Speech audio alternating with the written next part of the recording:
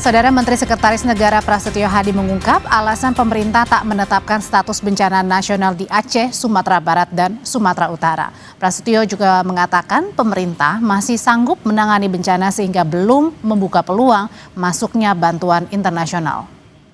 Penting adalah bukan masalah statusnya, tapi sekali lagi adalah masalah penanganannya, kemudian support atau backup dari pemerintah pusat terhadap pemerintah daerah, provinsi maupun kabupaten, termasuk mengenai anggaran.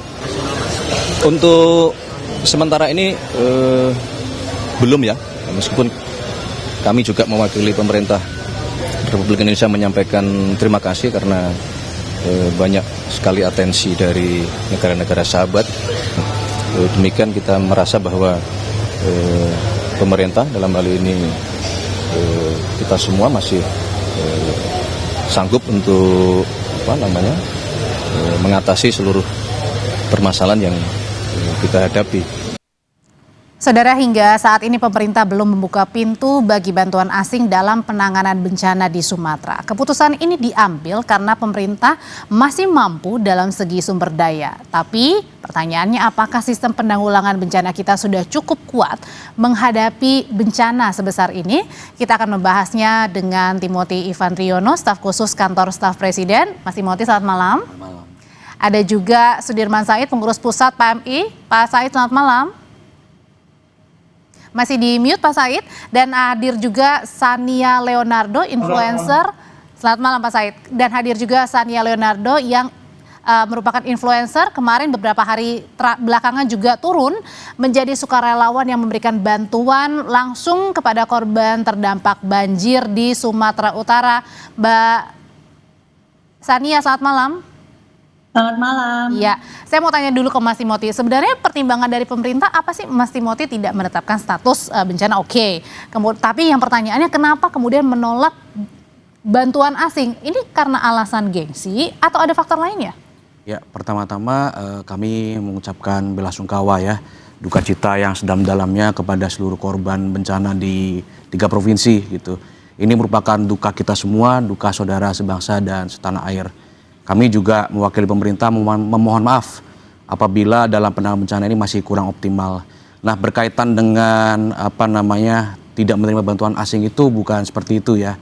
Seperti yang sudah disampaikan oleh Pak Mensesnek tadi bahwa pemerintah mengapresiasi dan mengucapkan terima kasih kepada negara sahabat maupun PBB yang sudah memberikan perhatian, keprihatinan dan juga dukungan kepada Indonesia begitu. Namun demikian pemerintah dalam hal ini pemerintah daerah maupun pemerintah pusat, kami masih meyakini bahwa pemerintah masih sanggup untuk melakukan penanganan bencana begitu.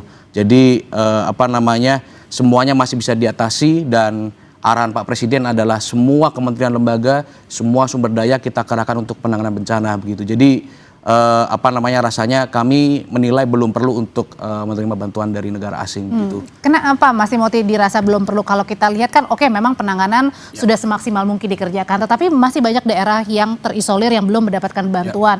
Banyak sekali cerita yang jalan berhari-hari tanpa alas kaki, mereka hanya demi untuk mencari makan. Gimana caranya kemudian juga mengartikan bahwa sampai sekarang ini kita masih mampu untuk bisa sendiri menanganinya? Ya begini, ada situasi kondisi tertentu yang masih belum bisa ditembus oleh aparat kita. Itu bukan berarti karena kita tidak mampu dan akhirnya kita membutuhkan negara asing, itu bukan. Kita masih berusaha terus ya, karena kan geografis Indonesia sangat beragam gitu ya. Ada yang mudah ditembus, ada yang sulit ditembus begitu. Tapi Pak Presiden, lalu juga jajaran begitu ya, BNPB, TNI, Polri masih solid untuk mencoba agar bantuan itu bisa terdistribusi dengan baik begitu. Nah, dengan sulitnya akses itu bukan berarti kita tidak mampu begitu, bukan berarti pemerintah pusat tidak mampu begitu, tapi memang ada kondisi-kondisi tertentu di mana kita butuh extra effort, kita butuh dukungan penuh dari pemerintah pusat dan pemerintah daerah gitu. Jadi bukan berarti pemerintah pusat tidak mampu lagi begitu. Jadi kita terus berusaha, mohon dukungan dari masyarakat Indonesia agar pemerintah pusat dan pemerintah daerah terus berusaha untuk menyalurkan bantuan. Oke, kalau dari pandangannya dari Pak Sudirman, saya sendiri melihat bencana dahsyat yang terjadi, longsor, banjir bandang di Aceh, Sumatera Barat, Sumatera Utara. Seperti apa dampak yang sangat-sangat terasa sampai memasuki hari ke-10 ini? Terima kasih, Sandra. Jadi pertama ingin menyampaikan terima kasih kepada seluruh masyarakat yang telah memberikan support pada Palang Merah Indonesia untuk melakukan operasi kemanusiaan. Kami sedang terus menjalankan operasi kemanusiaan dari mulai memproduksi air bersih. Sekarang 60 tangki sedang dalam perjalanan ke Lok Sumawe dan Medan untuk dibagikan ke seluruh kabupaten. Kemudian health support ya, mobil klinik, kemudian psikosomatis memberikan dukungan psikososial kepada para pengungsi. Tapi juga kita memberikan warning akan munculnya risiko-risiko kesehatan sambil terus membantu mereka. Kemudian juga kita melakukan pemulihan hubungan family yang namanya restoring family link, karena sebagian keluarga terpisah dengan anggota keluarga yang lain. Nah, di Halim ada gudang logistik yang memang merupakan tugas dari pemerintah untuk menjadi hub bagi teman-teman yang ingin menyumbangkan apapun untuk dibawa ke daerah bencana, baik melalui udara maupun laut. Dan di Priok standby kapal kemanusiaan yang terus. Nah, pandangan kami, tentu saja kita hormati pandangan pemerintah, tapi saya ingin berbagi pengalaman ketika tsunami Aceh itu. Seorang Panglima TNI bernama Jenderal Sutarto memutuskan untuk membuka Aceh yang dalam keadaan konflik pada waktu itu kepada tentara-tentara dari negara asing. Jadi saya ingat TNI membuka kesempatan kepada tentara Singapura untuk menghidupkan kembali bandara. Itu hari-hari pertama tuh pada waktu rescue.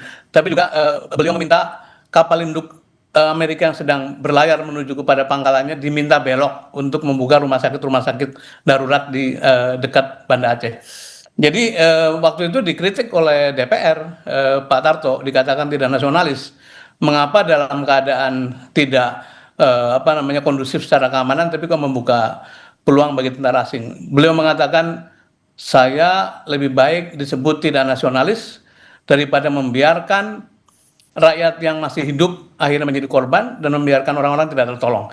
Itu adalah satu positioning yang mungkin bisa jadi referensi, tapi kita hormati apapun keputusan pemerintah. Nah, kami di Palang Merah kebetulan punya asas-asas dalam bantuan kemanusiaan, yaitu mulai dari kemanusiaan, kesukarelaan, kesamaan, kenetralan. Dan paling penting dalam hal ini adalah yang kita bicarakan kesemestaan. Apa maknanya? Kesemestaan itu artinya bencana kita adalah bencana seluruh dunia. Begitupun bencana orang lain, bencana kita juga. Dan karena itu hari ini kita tidak lagi membatasi asal dari mana bantuan itu datang. Hari ini kita menerima bantuan dari Australia, dari draft, IFRC, dari AMPROS. Pak Sudirman. Ya. Berarti artinya di sini yang ingin dibagikan adalah berkaca kepada pengalaman dulu pada saat tsunami di Aceh, tidak apa-apa, artinya tidak ada presiden buruk pada saat membuka seluas-luasnya bantuan luar negeri, bantuan asing ke dalam negeri. Karena kira-kira pada waktu itu terjadilah yang disebut sebagai non-military operation yang paling besar di dunia. Dan banyak sekali negara asing yang membantu kita karena memang prinsipnya kan sebetulnya makin banyak tangan di lapangan, rakyat makin ditemani kan, merasa begitu kan. Kemudian 51 negara mengirimkan palang merahnya ke Aceh pada waktu itu. Sekarang ini mungkin baru 10-12 palang merah yang ada di Aceh dan Sumatera ya. Tapi barangkali sebagai pertimbangan, Mas Timothy mungkin bisa dibicarakan sama teman-teman. Sebetulnya yang diperlukan adalah suasana batin yang merasa didampingi. Dan it's okay untuk memperoleh bantuan dari asing dalam hal palang merah gitu ya, karena memang kita terbiasa begitu. Ketika terjadi Myanmar, kita juga membantu Myanmar, dan meskipun waktu itu kita berhadapan dengan kesulitan karena junta militer, tapi kita punya jalan untuk bekerja dalam konteks kemanusiaan. Kira-kira gitu, Mbak. Iya, oke. Sebelum saya kembali lagi, saya pengen dengar cerita langsung dari Mbak Sania. Mbak Sania, jadi dalam beberapa hari terakhir ini mengunjungi lokasi terdampak di mana nih? Di Aceh, Sumatera Barat, Sumatera Utara? Saya di Sumatera Utara, Kak. Tepatnya di? Khususnya di Dian Koting. Itu arah mau ke Sibolga sebenarnya. Cuman kan jalanannya putus, tapi di belakang gunung itu yang Adian Koting itu semua kena longsor. Tercatat memang ada masih ada korban yang harus ditemukan sampai sekarang. Oke, Mbak Sania, kami pengen dengar cerita lebih lengkap lagi. Seperti apa kondisi di sana? Satu, akses itu sulit. Kalau dibilang akses itu nggak ada daerah yang terisolir, salah. Semua banyak banget daerah yang di sana tuh terisolir. Mereka susah untuk mencari makan, khususnya untuk yang dari lurusan Adian Koting lurus lagi mau arah Sibolga, karena jalanan kan putus. Jalanan itu udah bukan jembatan putus, tapi jalanan udah hilang. Dan banyak orang yang di sana itu jalan jauh sekali untuk ngambil bantuan. Kira-kira kalau jalan dari ujung yang jalan hilang itu kurang lebih 2,5 jam ke Adian Koting. Gitu, 2,5 jam mereka harus jalan kaki untuk cari telur dan beras, ibaratnya kayak gitu. Dan untuk yang sekarang masih dalam proses pencarian, lagi evakuasi juga dengan Basarnas setempat, karena masih ada jenazah yang belum ditemukan. Yang ketiga, mereka posisi pengungsi, ada juga pengungsi yang di gereja di HKBP sana, dan juga ada pengungsi mandiri. Untuk bantuan yang lagi sulit juga untuk masuk adalah jaringan internet dan juga listrik di sana, begitu. Jadi masih butuh banget karena masih ada tim yang di sana untuk ngurusin di Adian Koting. Untuk sisanya, untuk kebutuhan-kebutuhan lain masih butuh untuk khususnya untuk anak bayi dan ibu hamil, dan juga untuk para lansia, kebutuhan para lansia, begitu Kak.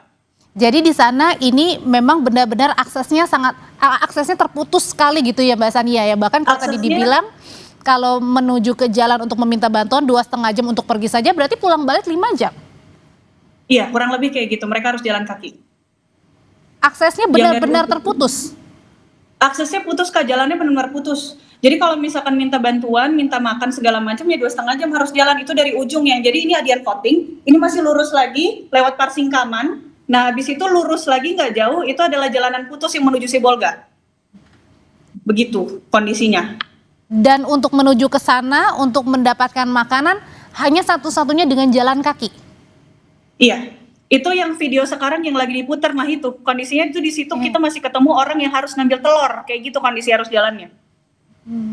Oke, itu pun harus menghadapi medan yang berat ya? Betul. Nah itu bapak-bapak yang di video itu tuh lagi nyari makan, itu lagi habis ngambil bantuan.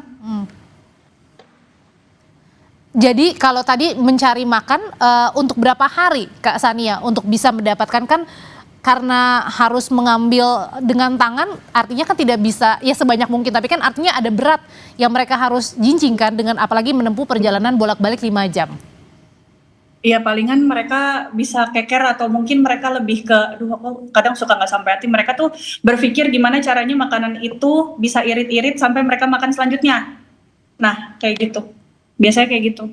Nah itu, bapaknya lagi ngambil telur buat keluarganya. Kayak gitu jalannya harus ditempuh. Oh, itu berarti harus irit, itu 1 hari biasanya kalau Mbak Sania lihat makan sehari sekali, 2 kali? Sekali 2 kali mungkin. Segitu sekali lah kurang lebih, karena pasti mereka juga prioritas ke anak-anak mereka dulu lah untuk mereka makan. Oke, balik lagi ke Mas Timothy, kita sudah dengar tadi cerita dari Mbak Sania, banyak juga pasti cerita-cerita lainnya. Pertanyaannya sebenarnya yang ditolak atau yang belum kemudian menerima bantuan itu apa saja sih, termasuk misalnya bantuan berupa tunai kah atau bantuan pokok atau semuanya yang masih belum? Ya, untuk bantuan tentu kami sedang berupaya untuk terus menyalurkan bantuan ya. Segala macam upaya untuk menyalurkan kita sudah lakukan, mulai dari jalur darat, laut, udara kita sudah lakukan. Ambil contoh untuk laut itu kita sudah mengerahkan kapal perang, TNI AL sudah kita kerahkan. Lalu untuk jalur udara kita sudah kerahkan Airbus A400M, kami juga sudah kerahkan helikopter Hercules milik TNI AU. Kami juga sudah mengerahkan ratusan truk untuk mengirim logistik, begitu ya. Jadi menurut hemat kami sedang berusaha terus untuk menyalurkan bantuan, begitu. Nah, sebagai contoh pemerintah melalui Bulog itu sudah menyalurkan 16 juta kilogram beras dan juga 3,2 juta minyak goreng, gitu. Jadi kami sudah menyalurkan beras dan juga minyak goreng ke berbagai daerah, begitu. Kami juga sudah memastikan bahwa perbaikan sinyal telekomunikasi satelit juga sudah kita lakukan oleh Telkom, begitu.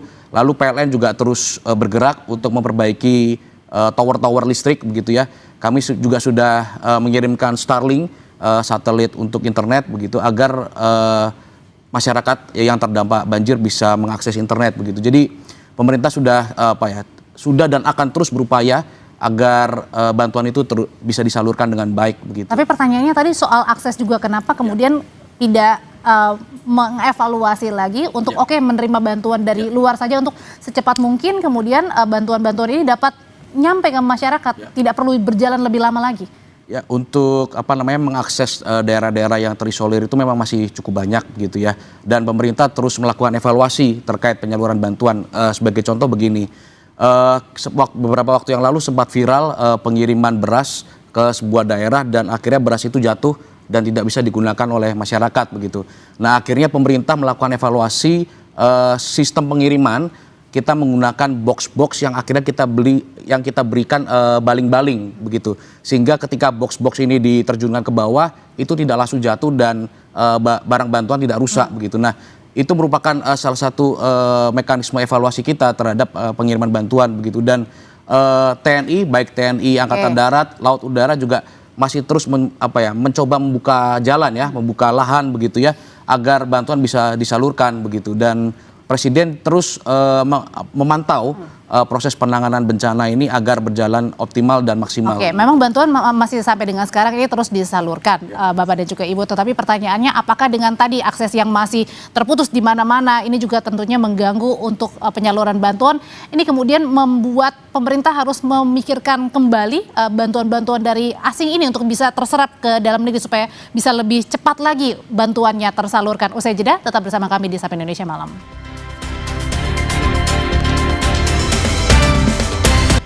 Menteri Luar Negeri Sugiono menyebut Indonesia belum membutuhkan bantuan dari negara lain dalam penanganan bencana banjir dan longsor di Sumatera. Menurut Menlu, banyak negara yang menawarkan bantuan, tapi saat ini Indonesia masih merasa sanggup menangani dampak bencana di Aceh, Sumatera Utara, dan Sumatera Barat. Yang ingin membantu itu seperti apa sih Pak? Yang mungkin yang requirement yang dari Indonesia seperti apa? Saat ini kita belum membuka. Artinya ada menyatakan tertarik untuk semuanya mengatakan kalau misalnya perlu apa-apa kasih tahu. Kalau mekanisme pembukaan itu misalkan apa sih Pak? Sampai boleh kita negara asing boleh akhirnya bantu? Sampai kita merasa kita membutuhkan bantuan. Tapi saya kira kita dengan semua kekuatan tadi disampaikan bahwa ini adalah upaya bersama. Saya yakin kita bisa menyelesaikan masalah ini. Oke, pertanyaan selanjutnya yang tadi saya tanyakan sebelumnya, Pak Said, menurut Anda sendiri ketika bantuan kita cukup, tapi kemudian aksesnya yang sangat sulit sekali untuk menjangkau daerah-daerah terisolasi. Bahkan tadi Mbak Sania bilang semuanya, bukan hanya beberapa yang terisolasi, semuanya daerah terisolasi. Pertanyaannya, apakah kita masih tetap yakin kita sanggup sendirian? Ya, sekali lagi kita hormati sikap pengurus negara ya, tapi begini, sebagai contoh saja, pada waktu Indonesia membuka kehadiran bantuan asing, militer asing masuk, maka kapal induk dengan segala perlengkapannya masuk dan menjadi sangat resourceful. Contoh, daerah-daerah yang paling sulit itu kemudian diterbangi dengan Chinook, helikopter yang sangat canggih itu membawa bantuan sekaligus ngangkut orang ketika orang-orang itu terisolasi gitu. Ini contoh bahwa kadang-kadang diperlukan. Nah, saya sebenarnya pengen melihat perspektif begini, bisa jadi bantuan dari luar itu bisa dilewatkan kepada lembaga-lembaga sosial seperti Palang Merah, tapi kadang-kadang ada yang memang harus melalui G2G. Nah, apakah tidak bisa misalnya perspektifnya sebagai gap filler, ketika ada gap yang memang perlu diatasi dengan cepat, maka undanglah pihak ketiga. Nah, bukankah kecepatan bekerja itu adalah fungsi dari resources? Semakin besar resources, makin banyak gotong royong. Lebih cepat juga gitu ya Pak? Akan lebih cepat, terutama di saat-saat sekarang yang namanya tanggap darurat. Kalau rehab rekon kita rakyat akan menunggu, karena kan pada waktu tanggap darurat itu biasanya nanti dimasukkan ke dalam temporary shelter. Kehidupannya dijamin, kemudian dicarikan pekerjaan sampai rehab rekonnya selesai. Tapi hari-hari ini masyarakat dalam keadaan sangat tertekan, makanan mulai berkurang, dan kita appreciate pada usaha-usaha dari pemerintah untuk menyebarkan logistik. Tapi alangkah baiknya kalau gap itu tetap dibuka kemungkinan bagi bantuan pihak lain yang mungkin mereka lebih punya resources ekstra gitu, sehingga usaha-usaha bisa dilakukan dengan cepat. Nah, yang lain juga barangkali adalah ini soal mampu tidak mampu itu kan sebenarnya relatif saja kan. Tapi masyarakat mungkin perlu didengar sebetulnya keadaan di lapangan seperti apa. Nah, alangkah baiknya kalau tadi dalam rangka menambah jumlah resources yang bisa dimobilisasi dan juga menjadi satu gap filling dari apa-apa yang kurang itu tetap dibuka. Tapi kami di Palang Merah tentu saja menghormati keputusan pemerintah, tapi kita akan siap sedia untuk bila bantuan-bantuan itu akan dilewatkan kepada lembaga-lembaga seperti Palang Merah. Dan beberapa negara memang sudah melakukan itu lewat organisasi Palang Merahnya masing-masing gitu. Artinya Mas Timothy yang mungkin ingin disampaikan adalah kalau lebih banyak bantuan lagi akan lebih cepat nyampainya, kan bukan hanya perkara beberapa hari saja untuk bantuan makanan, tetapi gimana dengan pemulihan kembali rumah, rehabilitasi, ekonomi harus dipulihkan juga, anak-anak bisa sekolah. Ya tentu saya sepakat dengan sampaikan Pak Sudirman bahwa ini kerja bersama, ini kita harus bahu-membahu begitu. Oleh karenanya Pak Presiden sudah menginstruksikan kepada seluruh kementerian lembaga ya untuk turun semua untuk kita mengerahkan segala daya upaya. Sebagai contoh, pemerintah sudah mengerahkan sekitar lebih dari 50.000 personel gabungan dari TNI, Polri, BNPB untuk melakukan operasi terpadu, untuk menyalurkan bantuan, untuk mengevakuasi warga yang masih terisolasi begitu. Jadi memang ini kerja bersama dan tentu kami juga mengapresiasi dan mengucapkan terima kasih begitu ya kepada seluruh masyarakat Indonesia yang sudah secara sukarela seperti Mbak Sania ini untuk membantu penanganan korban bencana begitu. Jadi ini murni kerja bersama, tetapi pemerintah pada prinsipnya kami merasa kami siap dan kami yakin bahwa penanganan bencana ini masih bisa kita kelola dan tangani dengan baik begitu. Meskipun dengan berbagai macam tantangan, berbagai macam kesulitan yang dihadapi, masih ada daerah-daerah yang masih belum bisa kita tembus begitu. Tapi kami masih, insya Allah kami masih terus berusaha untuk menyalurkan bantuan, memastikan bahwa masyarakat masih punya harapan hidup kembali setelah peristiwa bencana ini begitu ya. Termasuk nantinya mungkin tadi Pak Sudirman sudah sempat singgung proses rehab dan rekon ke depannya begitu. Berkaitan dengan harapan warga, Mbak Sania, saya yakin Mbak Sania juga pasti sudah mendengar ya cerita keluh kesahnya warga di sana. Apa sih cerita dan keluh kesahnya? Apa yang paling mereka takutkan setelah berhari-hari menjadi korban banjir bandang dan juga longsor di sana? Hal apa yang paling ingin disuarakan oleh warga di sana? Nanti Mbak Sania akan menjawab, tetap bersama kami di Sapa Indonesia Malam.